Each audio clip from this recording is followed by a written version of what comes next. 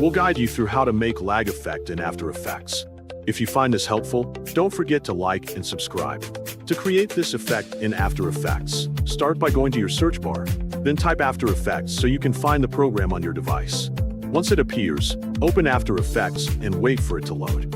When the workspace is ready, create a new composition by right-clicking the project bar on the left side.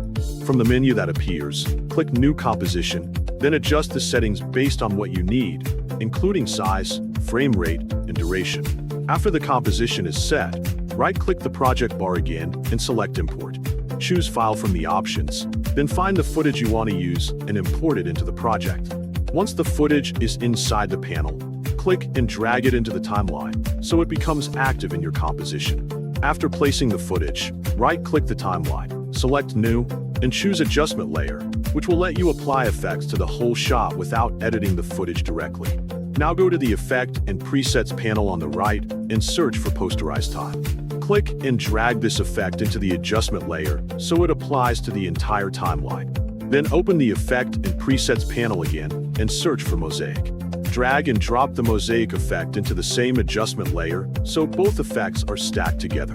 Once the effects are added, look at the Effect Controls panel and set the Posterize Time value to 8 frames per second.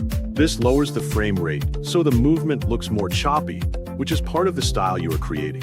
After that, go to the Mosaic settings and change both horizontal blocks and vertical blocks to 125. This adds a blocky filter over your footage, giving it a more stylized and rough look that blends well with the reduced frame rate.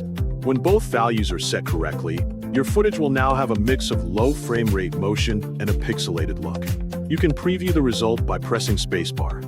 If the effect looks too strong or too soft, you can adjust the numbers again until the result fits what you want. This method works well for stylized edits, fast cuts, or scenes where you want a simple but clear visual change.